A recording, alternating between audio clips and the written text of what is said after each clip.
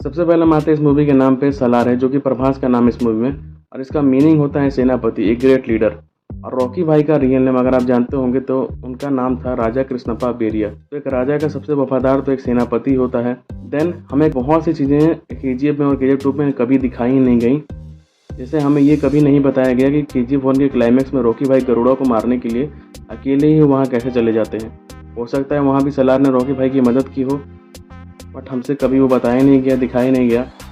Then दूसरी बात, 1978 से लेकर 1981 तक रॉकी भाई यूएस सहित 16 कंट्रीज को कॉन्कर करते हैं, ऐसा मूवी के पोस्ट क्रेडिट सीन में बताया जाता है। तो क्या आपने कभी सोचा है कि कोई कितना भी बड़ा क्रिमिनल क्यों ना हो, क्या वो अकेले ही सब कुछ कर सकता है? नहीं, रॉकी भाई के हर अचीवमेंट में कहीं ना कहीं सलार ने मदद की है, एक अच्छे दोस्त की तरह, एक अच्छे मित्र की तरह, जो कि कभी दुनिया के सामने आया ही नहीं। और इसी के बीच खबरें ये भी निकल के आ रही हैं कि गरुड़ा का रोल प्ले करने वाले एक्टर भी इस मूवी का पार्ट होंगे, बट स्टारकास्ट में कहीं उनका नाम नहीं है। हो सकता है उनका काम फ्लैशबैक के लिए रखा गया हो।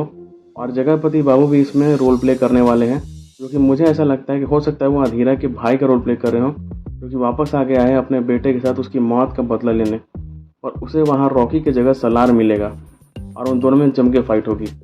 और रही बात केजीएफ से कनेक्शन की, तो सलार के ऑफिशियल सिनॉप्सिस में लिखा है, a gang leader tries to keep a promise made to his dying friend and takes in the other criminal gang.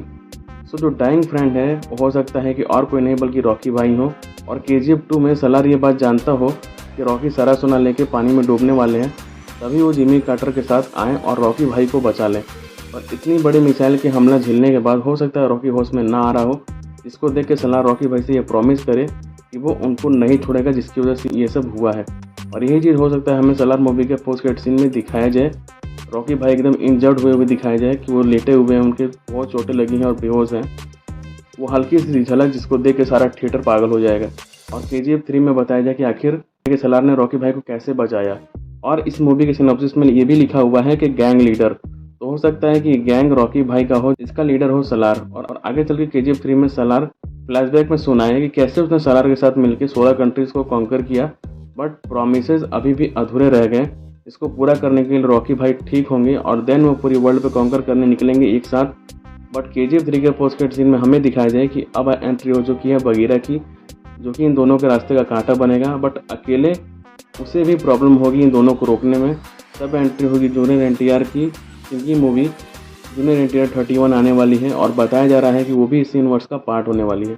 तो हो सकता है सलार के थर्ड पार्ट में हमें जूनियर एनटीआर की भी एंट्री देखने को मिलेगी।